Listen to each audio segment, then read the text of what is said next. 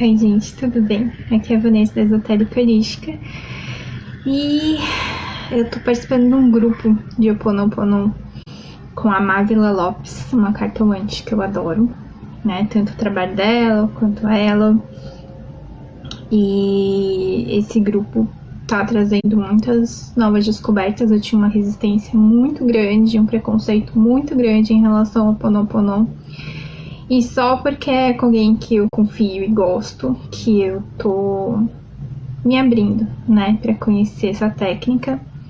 E ela não tá passando só coisas de Ho'oponopono, só a técnica nua e crua, digamos assim. Ela tá colocando uns conteúdos de reflexão, conteúdos de teoria de coisas que ela estuda, que ela acredita e que tá colaborando com o meu processo, pelo menos, né? E eu tô achando muito interessante. E eu entrei um dia atrasada, então eu tô fazendo os exercícios. Tipo, ela manda todo dia um áudio explicando, né? Passando às vezes uma atividade, ela passa um vídeo, que no caso é algum conteúdo do YouTube, e uma imagem com uma afirmação positiva do dia, junto com a prática que ela ensinou como que faz do Ho'oponopono. E o meu jeito de fazer tá sendo escutar o áudio dela pra ver o que ela tem pra falar, se tem a proposta de exercício, assistir o vídeo que ela manda, fazer minhas anotações. Eu anoto praticamente tudo, como se estivesse transcrevendo mesmo o que ela fala e tudo mais. Faço a atividade do Ho'oponopono, a prática de Ho'oponopono, e tá sendo... Eu achei que ia ser uma coisa sofrida, uma coisa dolorida, uma coisa meio maçante, mas não tá sendo, tá me surpreendendo de uma forma muito positiva. E cada reflexão que ela traz, cada conteúdo, às vezes uma fala, uma frase que ela coloca, me traz vários insights e me lembra outras histórias. E eu tô aproveitando bastante e muito bem, né? Eu anoto tudo porque é o meu jeito de assimilar os conteúdos. Minha mão tá meio tortinha assim porque eu tô segurando o caderno aqui pra não cair, que eu vou contar uma história, né? A atividade de ontem eu tô fazendo hoje, então o vídeo que ela passou falava sobre... O dia fala sobre o quinto elemento, que eu acabei relacionando com a quinta essência da numerologia, né? Ela fala de consciência e a numerologia traz a quinta essência como algo pra gente desenvolver, né? Algo que às vezes a gente ou já tem nato, ou tem dificuldade, ou algo que a gente nem imaginava que a gente tinha, e a gente acaba desenvolvendo durante a vida, mesmo com dificuldades, mesmo, né? Às vezes é exatamente por conta de ter dificuldade que a gente vai atrás de desenvolver melhor essa parte dentro de nós. Pode ser um lado mais solidário, pode ser um lado mais comunicativo, pode ser um lado mais introspectivo, um lado mais religioso, um lado mais voltado para finanças, para dinheiro, para carreira. Pode ser várias coisas, né? E o meu caso, por exemplo, acredito que tem a ver com comunicação. E quem me vê gravando vídeo pro YouTube hoje, fazendo stories, aparecendo no Instagram, escrevendo meus próprios textos e assinando, mostrando que fui eu que escrevi, fui eu que fiz, não imagina que eu tremia para apresentar os trabalhos quando era criança. Eu tinha vontade de chorar, tinha vontade de sair correndo. Inclusive, no colegial, eu tive uma apresentação que era aula de redação, se não me engano, e tinha que defender, tinha que debater um assunto. E eu tinha estudado, tinha pesquisado bastante sobre o assunto, e eu tinha o conhecimento, mas como introspectiva eu não conseguia falar. Eu travava, ficava aqui assim, eu não conseguia falar. E eu passava todas as informações para as pessoas do meu grupo falarem pro grupo e as pessoas conseguirem aproveitar as informações que eu tinha pegado, mas eu mesma não consegui falar.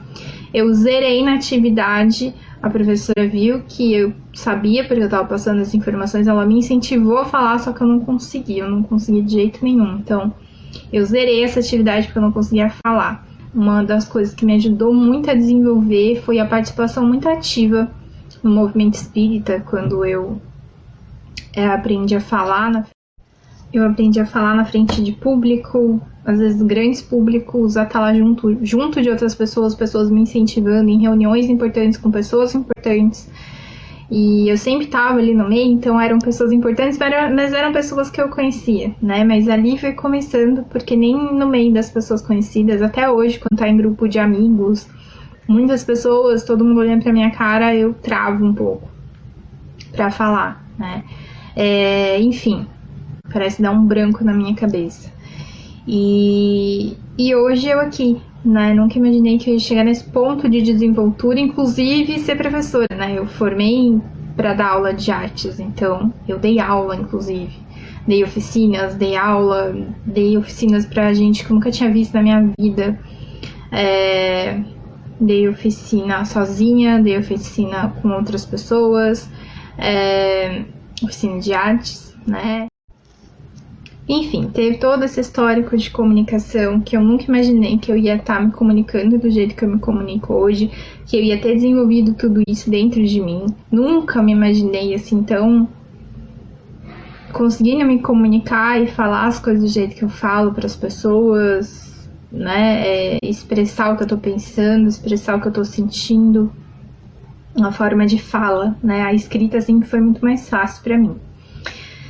Enfim, aí eu acho que isso também tem relação com o conto. A Mávila mandou um vídeo que tem alguns contos indianos, que é da Nova Acrópole, não sei se vocês já ouviram falar, né, da Escola Internacional de Filosofia. E são contos indianos. O primeiro conto se chama Ações e Destinos, que é o que eu quero contar aqui pra vocês. Não exatamente do jeito que tá, mas dá uma resumidinha pra não ficar muito longo o vídeo pra vocês. Bom, então o conto tem ligação com a lei do karma, que a Índia é muito ligada, né? A questão de... também tem a ver com a lei da ação e reação, que eu estudei no espiritismo, enfim. E também tem na física, né? Toda ação tem uma reação correspondente de igual intensidade, força, mas na direção contrária, né?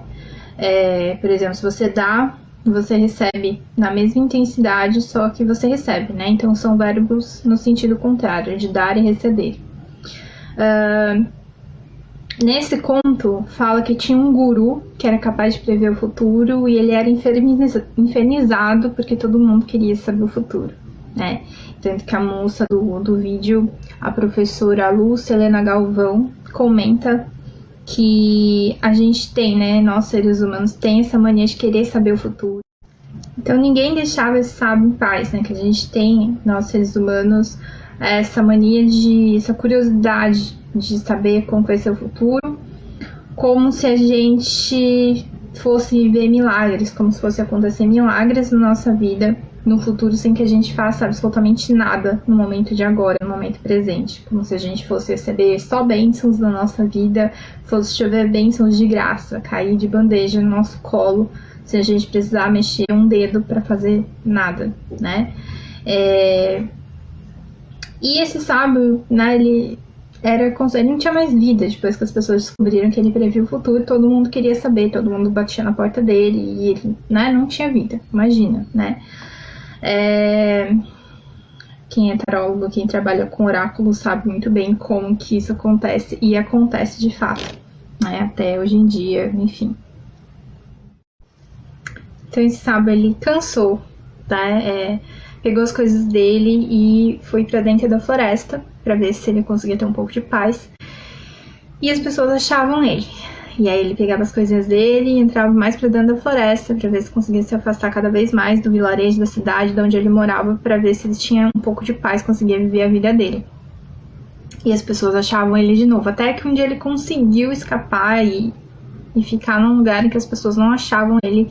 Isso durou alguns anos de paz, ele vivendo a vidinha dele lá na floresta, até que um dia dois caçadores, jovens caçadores, se perderam no meio da floresta, foram caçar. E estava quase escurecendo, eles acabaram achando, tá? No meio das florestas, já estavam perdidos mesmo, procurando algum lugar para dormir, que no dia seguinte, com a luz do dia, eles conseguiriam achar o caminho de volta. E aí, eles acharam a cabana do sábio. Só que eles não sabiam que era o sábio. Até o sábio abrir a porta e recebê-los, né, com hospitalidade. Os meninos falando que estavam perdidos, pedindo para poder dormir lá. No dia seguinte eles iam embora, né? Então o sábio recebeu, deu uma comida para eles. Era uma cabana muito simples, mas ainda assim recebeu eles com acolhimento. Só que como eles perceberam que era o sábio, que a aldeia deles estavam procurando há muitos anos, eles, a gente já tá aqui mesmo, vamos perguntar no nosso futuro, né? Porque, enfim. E aí o sábio falou, não, porque eu não gosto de fazer isso, né? Você sabe que eu não gosto de fazer isso. Aí eles perguntaram, mas por quê, né? Larga a mão de ser egoísta, não custa nada, né? Você ler o futuro pra gente. Aí o sábio falou que é porque o futuro não era como eles pensam, né? Que o futuro tem linhas gerais, mas ele não está traçado numa linha fixa e rígida, né? Inflexível, como eles pensavam. E que as coisas elas não são assim. Mas dois jovens, né? Adolescentes praticamente, disseram, tá bom, mas fala aí, qual que é o nosso futuro? Já que não adiantou muito falar, eles queriam saber. O sábio falou, bom, você o primeiro, daqui a um ano vai se tornar rei. E você o segundo, daqui a um ano estará morto.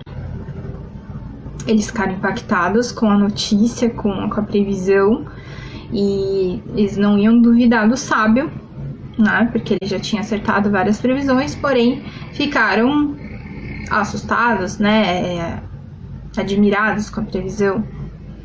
E então os dois eles foram voltando para casa no dia seguinte, já fazendo planos para as previsões que o sábio deu. O que falou que ia ser rei, já ia fazendo planos para quando ele fosse rei. E o segundo, fazendo planos para o último ano que ele teria de vida, segundo a previsão do sábio. Chegando na aldeia, contaram para todo mundo o que tinha acontecido, todo mundo também ficou admirado, né, abismado com a previsão, mas ninguém discutiu, ninguém duvidou, porque eles acreditavam no sábio também, nas previsões do sábio. Então o primeiro jovem ele começou a se comportar como se ele já fosse um rei, começou a ameaçar as pessoas, começou a ser arrogante, porque quando eu for rei, você vai ver só o que vai acontecer com você. Quando eu for rei, você vai ser expulso daqui. Se tornando arrogante, autoritário, mudou totalmente a conduta, o comportamento dele, né, diante dessa previsão. Primeiro ficou extremamente vaidoso e já agindo como se ele já tivesse um reino todinho dele. E o segundo, que achava que ia morrer daqui a um ano, ele considerava que cada dia então da sua vida era um dia menos, né? E que ele precisava então, durante esse prazo, que era curto de um ano de vida, ele tinha que aproveitar o máximo possível, né? Ele tinha que ter maior consciência possível de tudo que ele fizesse. Então ele acabou tendo muito cuidado em tudo que ele ia fazer, tudo que ele ia falar, todas as ações, as atitudes, trazendo palavras legais, sendo generoso, ajudando os outros, para que quando ele morresse ele estivesse bem, para que ele tivesse kit com a vida, que ele não tivesse problemas e fosse embora com a consciência tranquila. Então, ele também mudou o comportamento dele, né? Só que de outra forma. Então, ele passa a ter uma vida praticamente exemplar por conta disso. E o tempo vai passando os meses, vai passando um ano, passou-se mais de um ano, mais um mês, 2 meses, né? E aí, eles começaram a se questionar, né? Será que o sábio se enganou então? Será que ele errou a data? Passou mais 4 meses, eles resolveram, estavam impacientes já e foram procurar o sábio. Não acharam possível isso estar acontecendo com eles, né? Então eles decidiram então entrar na floresta de novo e questionar o sábio, né? Foram os dois então para dentro da floresta E quando eles se afastaram um pouco da aldeia e entraram na floresta, eles acharam um saco bem grande cheio de moedas. E aí, o primeiro, né, que achou que ia ser rei, se aproximou das moedas, pensando já, nossa, deve ser, né, o começo da minha fortuna, um saco de moedas de ouro. Minha sorte já deve estar mudando agora, né, já pode ser o caminho aí para eu me tornar rei. Então ele avança na direção das moedas e o segundo não tem muito interesse, porque ele já vai morrer mesmo, o que ele vai fazer com as moedas, né? Então ele ficou um pouco longe. E quando esse outro estava longe, viu que um bandido estava se aproximando, um ladrão, porque essas moedas eram roubadas. Então o Dan estava indo para matar o primeiro que estava pegando as moedas que ele tinha acabado de roubar. Quando ele viu isso acontecer, ele se aproximou. Então o segundo, que estava afastado, viu que o ladrão estava se aproximando para matar o primeiro, né, que estava perto do saco de ouro, e se interviu para salvar o moço, né, o primeiro. E nisso ele entrou numa briga com o ladrão, saiu ferido, mas conseguiu espantar o ladrão no meio da briga. Ele ganhou a briga, digamos assim. E ficou com um corte no braço, mas nada muito grave, fizeram uma atadura e seguiram, né? O primeiro com um saco de ouro, o segundo com a atadura e o corte. Chegaram, então, na casa do sábio, para surpresa desagradável do sábio, né? E perguntou, né, o que eles estavam fazendo ali. E eles falaram que o sábio tinha se enganado. Ele falou assim, como assim eu me enganei, né? Aí os dois falaram, mas você não lembra, né? 1 ano atrás você falou que eu seria rei, né? O moço com saco de ouro, e ele estaria morto. Eu que ia ser rei daqui a 1 ano, já passou 1 ano, eu tô aqui só com esse saco de ouro, mais nada. E ele, você falou que ia morrer, tá vivo, bem vivo, aqui do lado. E aí o sábio virou e falou, eu não me enganei, vocês que não me escutaram. Eu falei que o futuro não era tão rígido e inflexível como vocês achavam que fosse, né? Que o futuro tem a ver com o modo como vocês estão agindo, né? O futuro está sendo construído a cada momento. Você tinha um karma bom de poder se tornar um rei, mas você acabou agindo, né, de um modo tão arrogante, tão petulante, tão autoritário, que o seu karma se reduziu a essa sacola de ouro. E ele já tinha um karma ruim, né, um karma mau, um mau karma, que ele ia morrer jovem. Mas com aquela informação, ele também mudou as atitudes dele, sendo mais sábio, mais prudente, trabalhando as virtudes nele. E com isso o karma ruim, que ele morreria cedo, se transformou, né, num karma de viver com essa ferida no ombro, né, simplesmente essa ferida. Então é uma história que mostra essa questão tanto do karma, do futuro, do destino, né, essas predições, e que nada é tão fixo e rígido desse jeito como muitas vezes a gente imagina que vai ser. Que nosso futuro, a nossa história, ela é construída todo dia, a todo momento, de acordo com o que a gente faz, né? O nosso futuro, ele é entrelaçar tanto das coisas do passado com as coisas do presente, e que está sendo construído constantemente. Não tem essa coisa de vai ser assim, pronto, acabou, né? E antigamente isso era muito mais forte, hoje ainda tem muita gente, mas está sendo desconstruído, né? Tem muita gente ainda trabalhando nessa vertente, acreditando nisso, porém muita gente também desconstruindo tudo isso. E eu sou uma dessas pessoas. Então é uma história interessante que traz essa reflexão, né? Para que a gente não tenha esse conceito de ideia fixa, né? De que existe algo muito rígido, que a gente é prisioneiro disso, né? Que a gente não tem livre-arbítrio, né? A gente é prisioneiro simplesmente das nossas escolhas, né? Da forma como a gente lida com a vida, das nossas próprias limitações em relação a nós mesmos, e que a gente cria, né? Pra gente. E então é isso, né? O futuro, ele está sendo construído, reconstruído e alinhado Toda vez que a gente toma uma decisão, faz uma escolha, isso a gente está fazendo a todo momento, né? Sejam escolhas conscientes ou não. Então, quanto mais consciência a gente tem, melhor é, né? Mais a gente consegue construir o nosso futuro de acordo com o que a gente realmente deseja, né? A gente consegue transformar o nosso futuro através do que a gente faz no momento de agora. E enfim, né, essa história me fez lembrar muito uma história de uma cliente minha, que inclusive tirava cartas antes e hoje não tira mais, pelo menos até onde eu sei. E que uma vez ela tirou cartas para um moço que era uma pessoa conhecida dela, e nas cartas, o jeito como ela falou foi que o moço ia...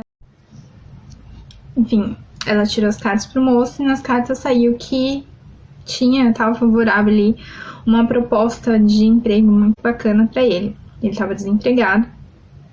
E aí, ao invés do moço ir atrás, só que ela falou de um jeito que deu a entender que aquilo era uma coisa certa, né? E ele entendeu assim também, né? Enfim.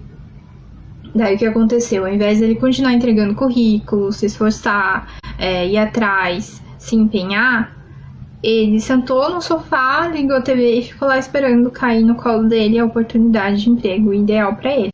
E não aconteceu, ele voltou para xingar ela, exatamente como os meninos fizeram nesse conto indiano. Aí foram lá falar que o sábio estava errado.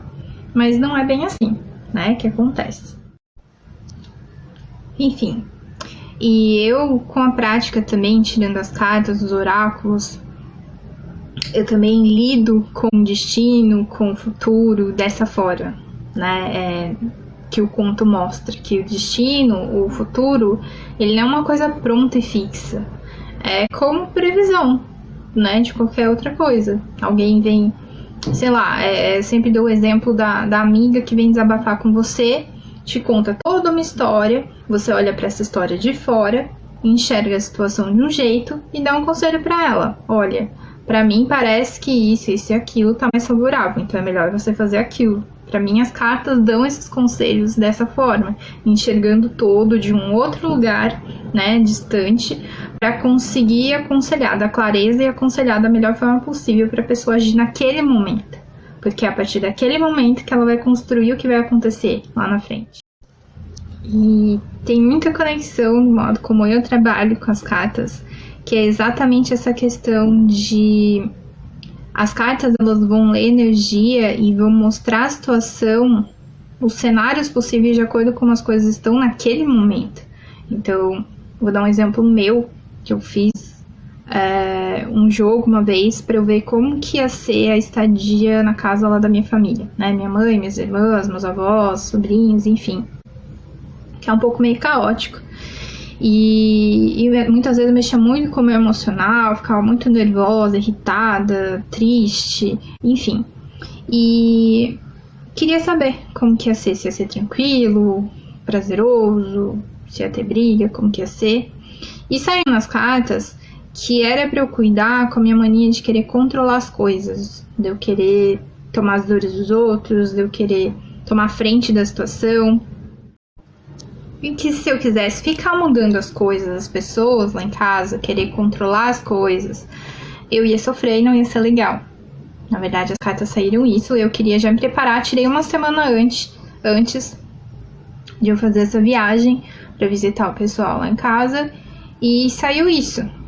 E aí, durante essa semana, eu fui trabalhando isso dentro de mim, tá bom. Se acontecer briga, eu vou fingir, não vai ser comigo mesmo, então não vou me meter, deixa o povo se resolver, porque depois eles que vão ficar ali com eles mesmos, convivendo, então briga deles eu não me meto, não vou tomar partido, não vou querer consertar ninguém, não vou querer mudar ninguém, e fui me trabalhando psicologicamente, fui me acalmando, tipo, não tem nada a ver com a vida dos outros que se resolvam, e fui... uma semana, assim, intensamente trabalhando aí na minha cabeça pra que eu não tivesse esse comportamento quando eu estivesse lá. E aí, uns dias antes de eu ir, eu tirei as cartas de novo pra ver a situação como que tava. E mudou totalmente o cenário, falou que ia ser muito legal e que ia dar tudo certo. né? E que as coisas iam ser mais calmas, ia ser prazeroso, ia ser divertido. Então, assim, as cartas, elas vão ler a situação de acordo com o que está acontecendo dentro de você, né? Porque o fora, ele é reflexo, né? Por exemplo, sempre falo para as pessoas, não adianta às vezes tudo tá lindo e maravilhoso na sua vida se você enxergar tudo de uma forma ruim.